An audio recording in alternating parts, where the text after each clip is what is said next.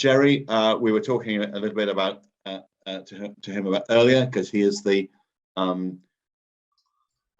are you the chairman or the president of the Charles Close Society, Gerry? Chairman. Gerry, the chairman. The Charles Close Society, if you're not aware, is a society for the study of the Ordnance Survey mapping. But Gerry himself has got much wider interests. They include atlases, early maps of London, and as you will see, a map of Norfolk, which did you inherit it by marriage, or did you buy it to please your wife? Oh, that's a trick question. It is a trick question. But nonetheless, Gerry, you have the stage. Thank you very much, Mike. Next, please. This map of mine in a large eclectic collection is still one of my favorites, but I've discovered researching this just earlier that it was a map I wrote an article about 10 years ago in IMCoS Journal and elsewhere. I found it posing as a book, next please, at a London book fair. Smelt a map inside it. It was a slipcase, and it was a map by Faden from 1797. Here's the, you can just see on the right here the rather gorgeous slipcase it was in, heavy leather. And here's just a part of the map, and this rather splendid typographical, almost a cartouche, a show-off of Faden's engraving. Next, please. It has a long title. This main one is a topographical map of the county of Norfolk, which for those of you who might not know it, is the easternmost part of East Anglia or southern England. Now, this was published, as it says, and by the proprietor, William Faden, who was a prolific engraver and publisher and map seller, indeed, in the 18th century. But if you look at this, he said he's actually crediting the surveying by the two Thomases, Donald and Milne. And so he was well connected and knew Mudge, who was at the Board of Ordnance, the predecessor of the Ordnance Survey, and who later used Faden to engrave and publish the very first Ordnance Survey map, the 1-inch of Kent. Next, please. This is the whole map. Excuse my photography, please, but this is a large map. It's 5.5 feet wide by 4 feet deep, or 1.84 meters by 1.22 meters. Normally, it was printed in 6 sheets, but it's normally in this format, which is dissected and on linen. This is, in fact, the 3rd edition, quite rare, showing in the inset the title, the top right that we just looked at.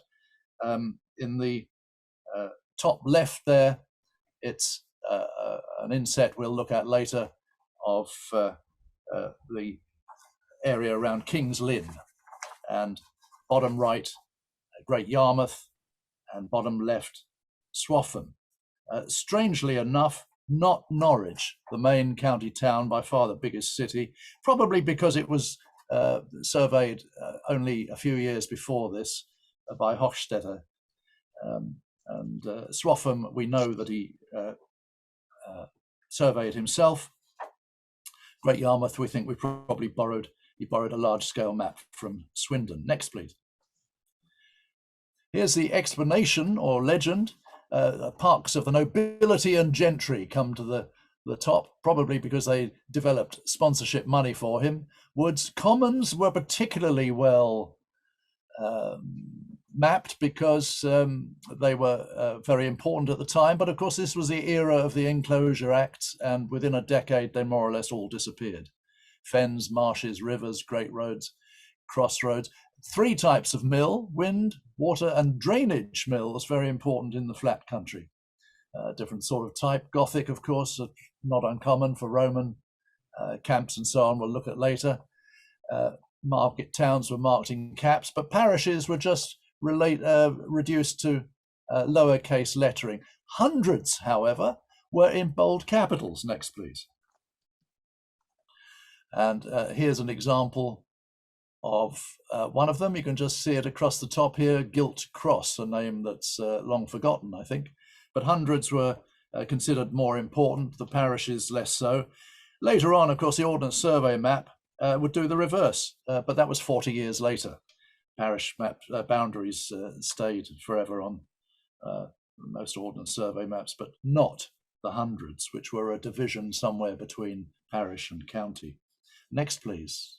Oh, I was going to comment on the scale bar at the bottom there, unusually in fathoms as well as miles, at 1 mile to the inch. This extrusion on the left, by the way, on this one, for those of you who know about such things, is the Duke of Grafton's stately pile around Euston village.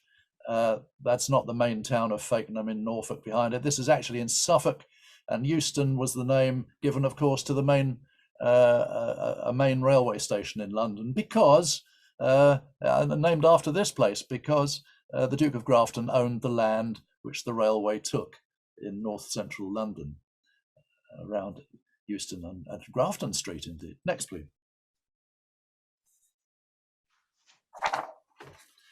Here's Norwich, the one that doesn't have an inset. You can see there the city and liberty, the county and city of Norwich.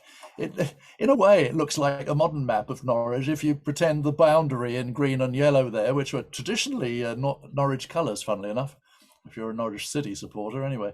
It looks a bit like a road circling the city, as it indeed now does, but beautifully mapped. And I could quote a passage, I may be able to do this later if I can squeeze it in, by Raymond Frostick, who did the cartobibliography of the printed maps of Norfolk. He sums it up beautifully. It's so beautifully engraved. But next, please.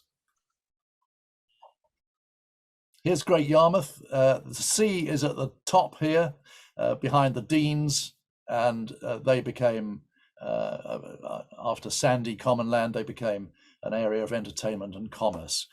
Beyond the town wall here is the main town, with the rows leading to the river, which went down to the sea at Galston, where my wife comes from, just a couple of miles to the right there. Next, please. This was I meant to say, originally mapped by Swindon at 53 inches to the mile. We think that Faden borrowed from him. This is the other inset of the town of Lynn, or Lynn Regis, these days King's Lynn, at the mouth of the River Ouse.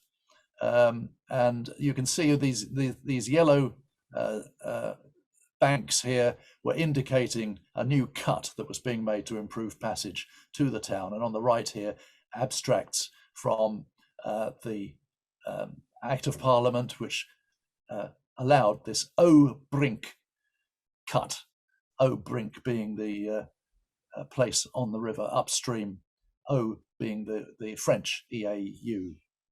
French was often used as Dutch in Norfolk. It was trilingual in the Middle Ages. Next, please. Here is one of the eastern part of the mapped area.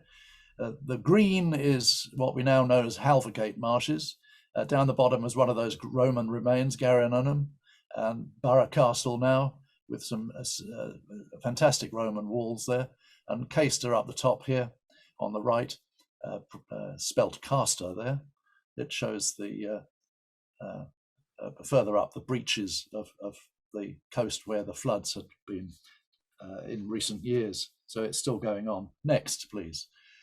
Observations were another name for triangulations, and you can see it's based on Lynn and Yarmouth churches and a Trinity House marine survey in the roads off Yarmouth and Haysborough Gat, spelt Happisburgh but pronounced Haysborough. Next, please. Finally, a look at the north coast around Hokum, and this is a coast which was mapped for the first time by Faden for the Board of Ordnance, and has much changed now, but it was the first time that it had been mapped in detail, probably by Faden for the Board of Ordnance in 1790. Thank you very much. Thank you, Gerry. Much appreciated.